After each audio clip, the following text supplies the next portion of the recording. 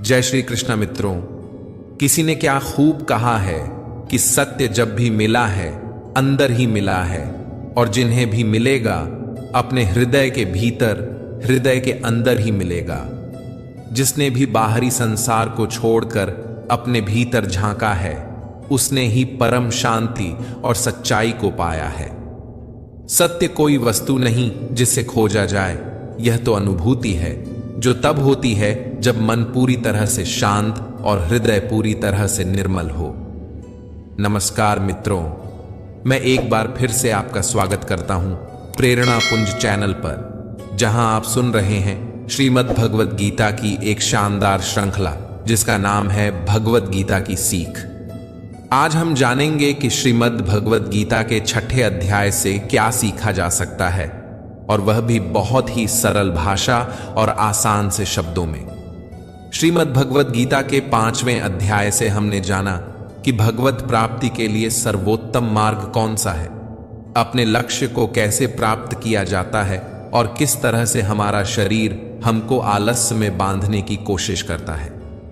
श्रीमद् भगवद गीता के 6ठे अध्याय में हम यह जानेंगे कि योगी वास्तव में कौन होता है और एक व्यक्ति योगी कैसे बनता है। यदि आज के युग की भाषा में कहें तो योगी वह व्यक्ति है जो अपने जीवन में कुछ महान और अर्थपूर्ण हासिल करना चाहता है। साथ ही हम यह भी समझेंगे कि यदि आपने अपने जीवन में पूरी निष्ठा और परिश्रम के साथ प्रयास किया, लेकिन मृत्यु से पहले अपना सपना पूरा नहीं कर पाए, तो उसका क्या परिणाम होगा। तो आइए श्रीमद् भगवद गीता के 6ठे अध्याय की दिव्य शिक्षाओं की इस अद्भुत यात्रा पर आगे बढ़ते हैं। श्रीमद् भगवद गीता अध्याय 6, ध्यान योग। इस अध्याय में भगवान श्री कृष्ण पिछले अध्याय यानी 5म अध्याय से आरंभ किए गए कर्म योग और कर्म संन्यास योग के तुलनात्मक विश्लेषण को आगे बढ़ाते हैं। वे बताते हैं कि एक सच्चे साधक की वास्तविक परिभाषा क्या है और वह किस प्रकार से अभ्यास करता है।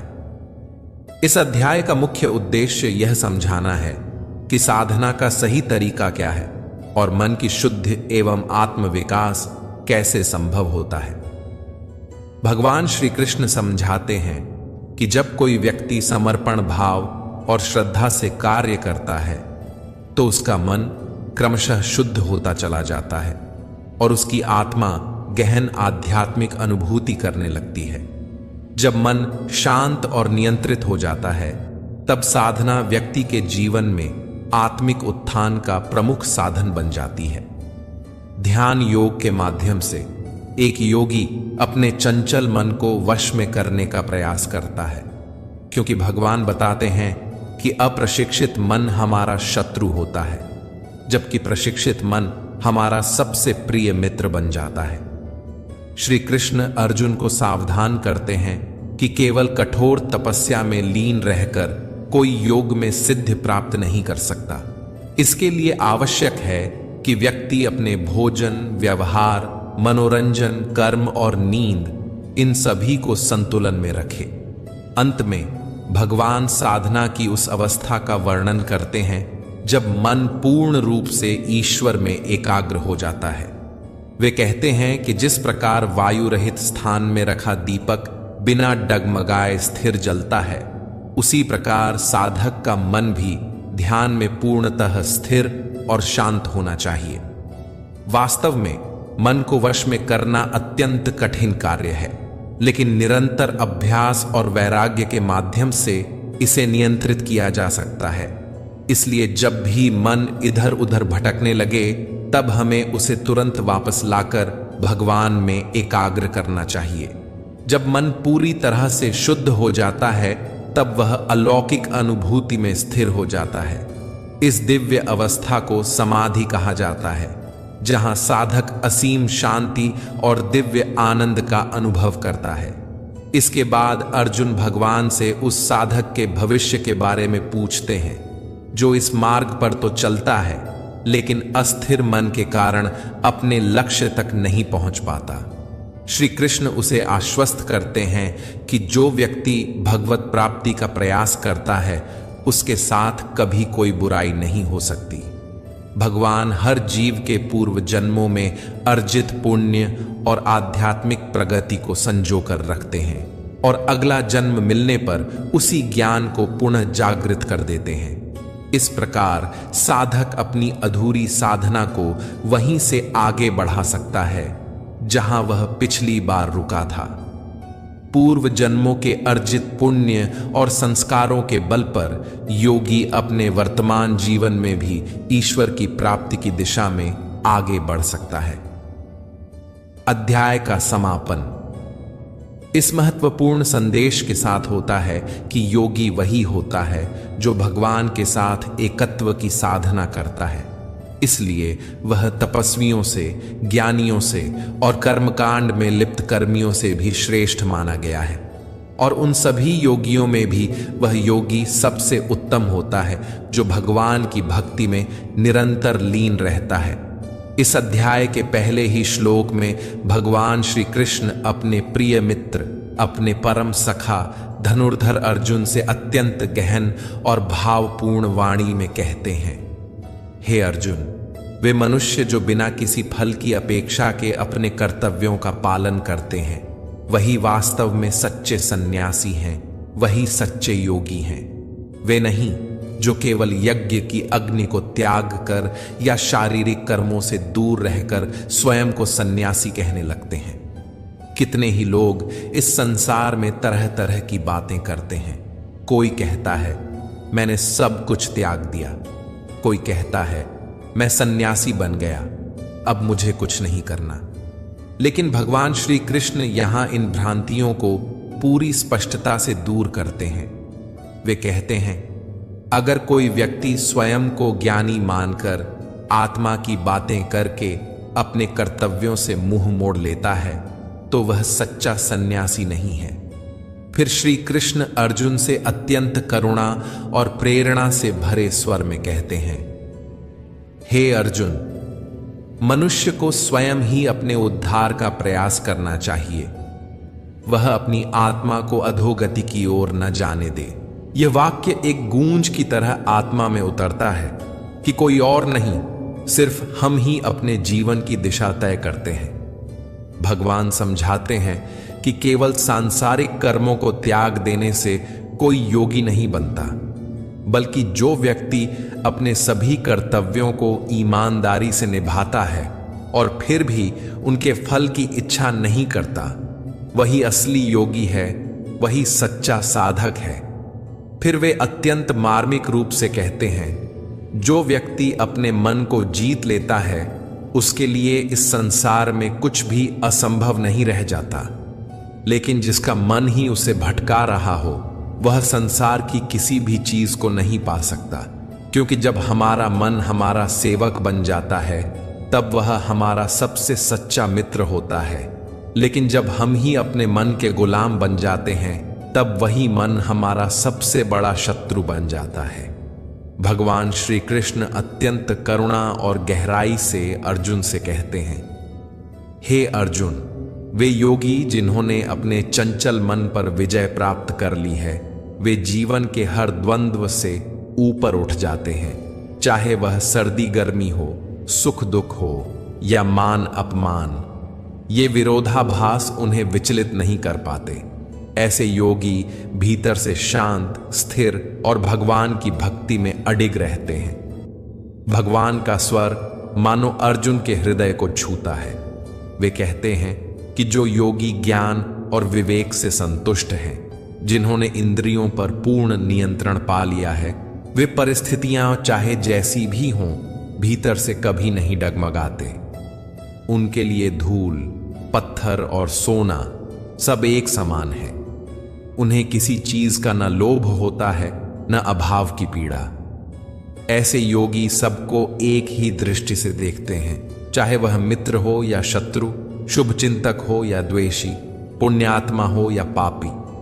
वह किसी के प्रति न तो मोह पालता है न घृणा, चाहे कोई कितना भी अपना हो या पराया। वह योगी समदृष्टि से सबको देखता है।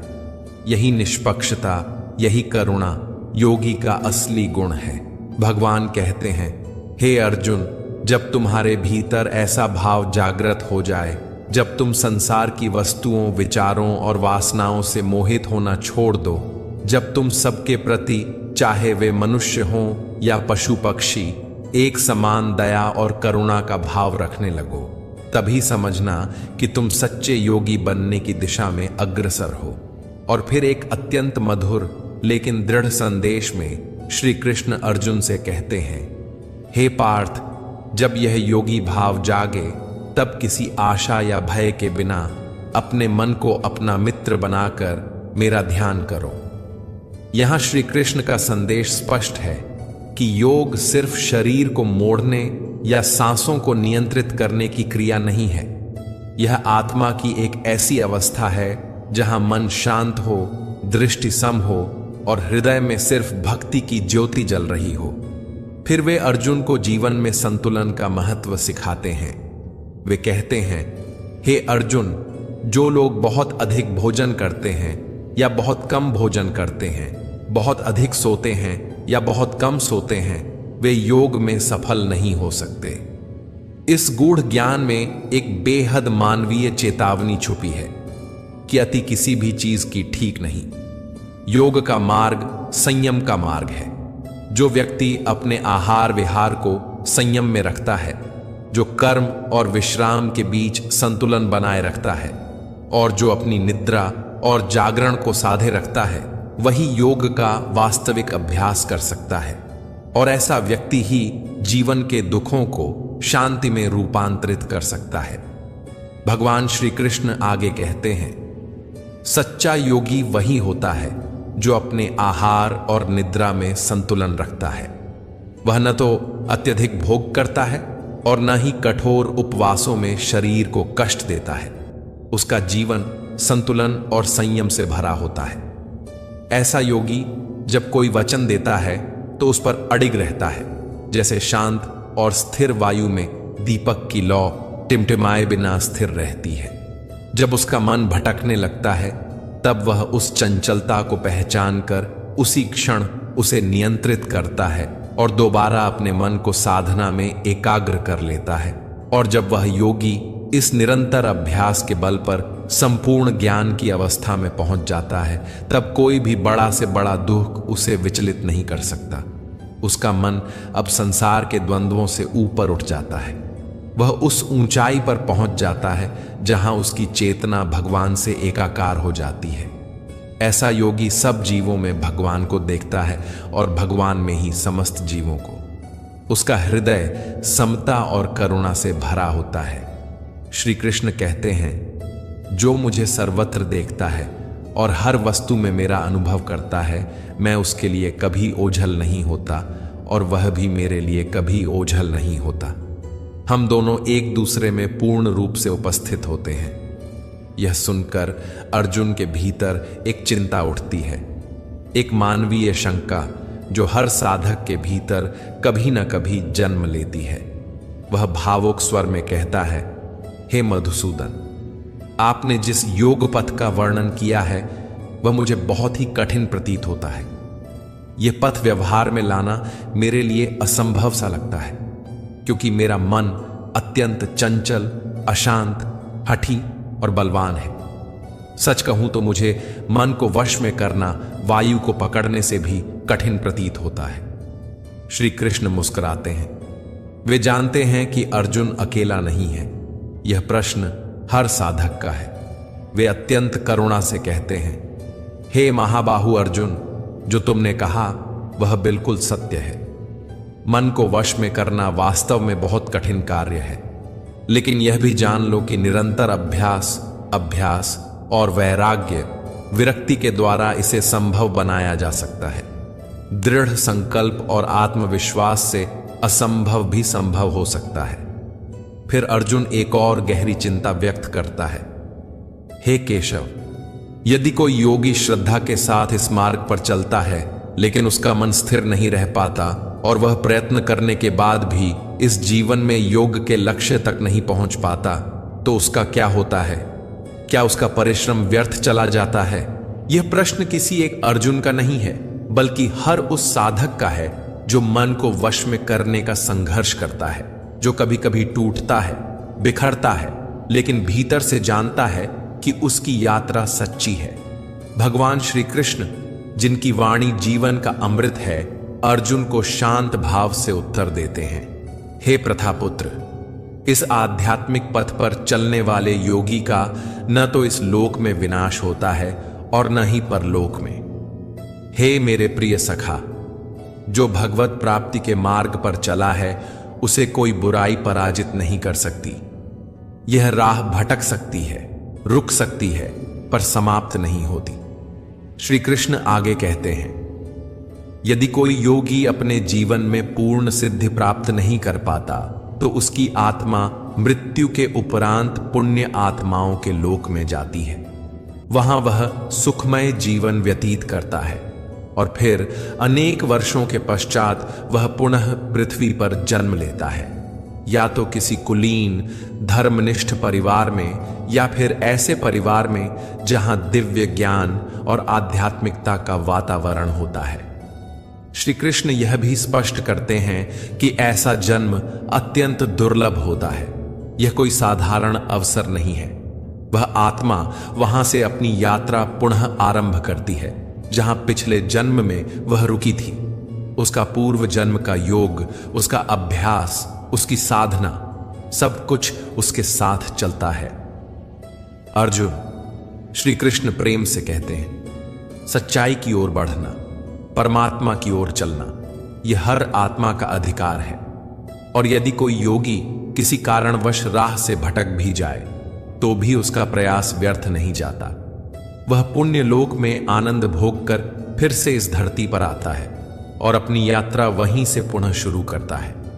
यह विचार हर साधक के लिए आशा की किरण है। यह जानकर कि आध्यात्मिक प्रयास कभी व्यर्थ नहीं जाते। ये आत्मा की निरंतर यात्रा है परम सत्य की ओर।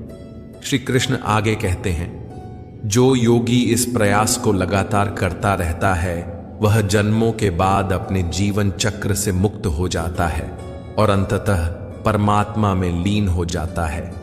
ऐसे योगी तपस्वियों से, ज्ञानी पुरुषों से और काम कर्म करने वालों से भी श्रेष्ठ होते हैं। इसलिए हे अर्जुन, तुम भी हर प्रकार से योगी बनो। और फिर अंत में श्री कृष्ण अपने प्रिय मित्र को अत्यंत करुणा और प्रेम से एक अंतिम संदेश देते हैं। सभी योगियों में वह योगी सबसे श्रेष्ठ है जो पूरे मन, श्रद्धा और प्रेम के साथ मुझ में लीन रहता है। जो मेरी भक्ति में निरंतर डूबा रहता है, मैं उसे अपना सबसे प्रिय मानता हूं।